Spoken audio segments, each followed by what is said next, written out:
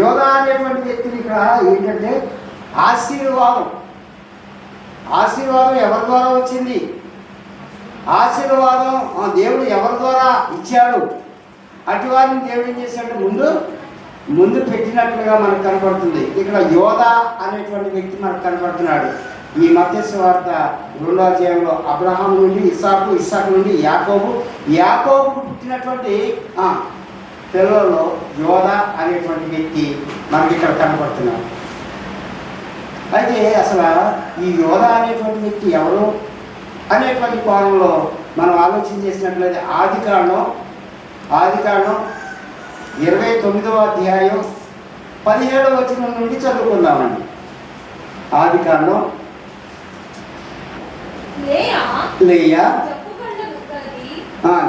జబ్బు కలదని రాహేలు రూపవతియు సుందరి అయ్యుండెను. యాకోబు రాహేలుని ప్రేమించి నీ చిన్న కుమార్తె అయిన నీకు 7 సంవత్సరాలు కొలువు చేసేదనని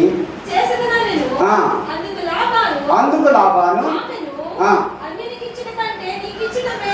ఆమెను అన్యుడికిచ్చేది కంటే నీకు ఇచ్చుట మేలు నా యొద్ద ఉండమని చెప్పగా యాకోబు రాహేలు కోసం 7 సంవత్సరములు కొలువు చేశాడు. అయినను అతడు ఆమెను ప్రేమించడం వలన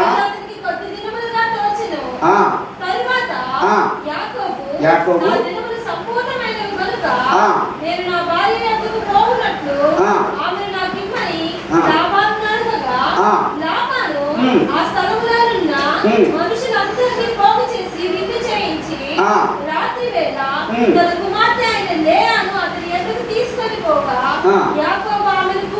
చాలండి. ఇక్కడ చూస్తే యాకోబు జీవితంలో జరిగినటువంటి సందర్భాన్ని ఎందుకు ఈ దినాన మీకు తెలియజేస్తున్నానంటే, దేవుని ఆశీర్వాదంలో మొదటి వ్యక్తి ఎవరంటే అబ్రహాము పిలువబడ్డాడు.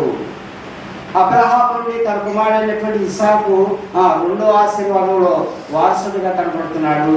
3వ వాడుగా ఇస్సాకు నుండి వచ్చినటువంటి సంతతిలో యాకోబు అనేటువంటి వ్యక్తిని మొదటిగా దేవుడు ఏం చేశాడంటే, ఆదిలోనే అబ్రహాము ఇస్సాకు యాకోబు దేవుడు నేనని ఆయన తను